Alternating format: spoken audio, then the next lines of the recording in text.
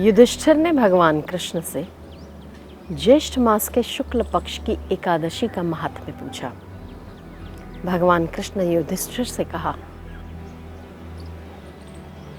राजन, इसकी महिमा भगवान वेदव्यास वेद वेदांगों के ज्ञाता हैं, उनसे अधिक और श्रेष्ठ कौन बता सकता है।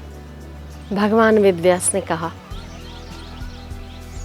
कृष्ण और शुक्ल दोनों पक्ष की एकादशियों का व्रत करने वाला उत्तम पुरुष, उसे चाहिए एकादशी के सुबह सुबह संकल्प ले ले, आज का दिन मैं भगवान नारायण की प्रसन्नता के लिए एकादशी का व्रत करता हूँ।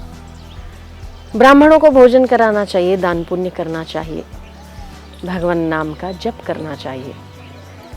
भगवान वेदव्यास बता ही रहे थे, भीमसेन ने पूछा, पितामह, युधिष्ठिर, अर्जुन, सहदेव, नकुल, द्रौपदी सहित सभी लोग एकादशी का व्रत करते हैं, बड़ी निष्ठा से करते हैं, सदैव करते हैं। वो लोग मुझे भी कहते हैं कि भीम, तुम्हें भी व्रत करना चाहिए, पर पितामह, मेरे से भूख सहन नहीं होती, इसलिए मैं व्रत नहीं कर पाता हूँ। भगवान वेदव्यास ने कहा, भीमसेन, यदि तुम स्वर्गलोक की प्राप्ति चाहते हो तो तुम्हें एकादशी का व्रत अवश्य करना चाहिए। भीम ने कहा, पितामह, मेरे पेट में वृक नाम की अग्नि है, इसीलिए भीम को वृकोदर भी कहा गया है, क्योंकि भीम के पेट में वृक नाम की अग्नि है जो अति खाने से पहले शांत नहीं होती।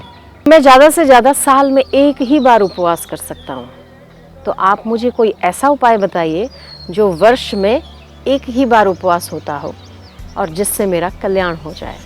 व्यास जी ने कहा, भीम, ज्येष्ठ मास की शुक्ल पक्ष में आने वाली एकादशी का व्रत श्रेष्ठ व्रत माना जाएगा तुम्हारे लिए। ये एकादशी निर्जला एकादशी के नाम से जानी जाती है। निर्जला स्वयं में ही अपने आप को सूचित करती है।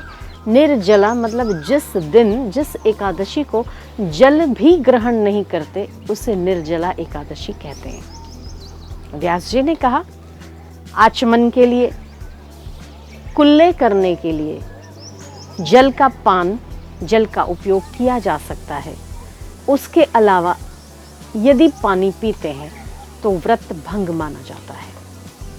भीम, जो व्यक्ति साल भर की 24 एकादशियां नहीं कर सकता, उसे निर्जला एकादशी का व्रत करके सभी एकादशियों का व्रत करने का फल प्राप्त कर लेना चाहिए। एकादशी के सूर्योदय से द्वादशी के सूर्योदय तक निर्जल रह के ये व्रत संपन्न होता है।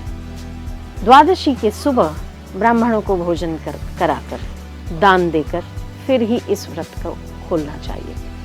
सुमेरु पर्वत की नाई पाप भी यदि किए हों, तब भी निर्जला एकादशी का व्रत करने वाले के आगे भस्मीभूत हो जाते हैं। जो मनुष्य इस दिन निर्जल व्रत का संकल्प लेता है, वो व्यक्ति एक एक प्रहर में करोड़ करोड़ स्वर्ण मुद्रा दान करने का फल प्राप्त करता है। इस दिन किया हुआ जप, दान, होम, यज्ञ, हवन, सत्कर्म अक्षय फलदायी होते हैं। हे कुंती नंदन, इस दिन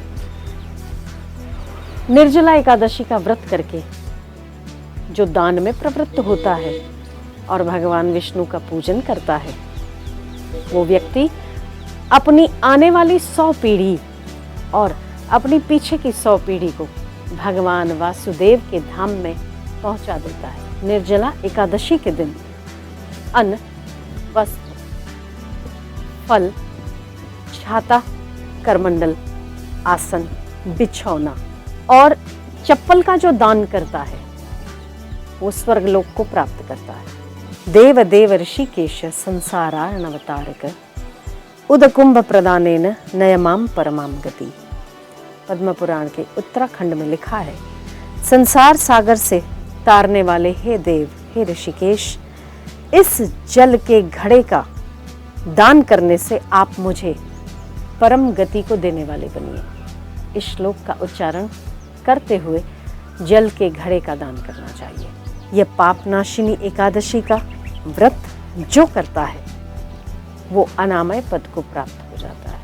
इसीलिए भीम, तुम्हें भी निर्जल रहकर इस व्रत का संकल्प लेना चाहिए। तब से भीम ने साल में एक एकादशी का व्रत करने का संकल्प लिया और इस दिन वृकोदर भीम ने निर्जल रहकर इस व्रत को संपन्न किया। तब से इस एकादशी का नाम भीमसेनी एकादशी भी पड़ गया है। इसे पांडव द्वादशी के नाम से भी जाना जाता है।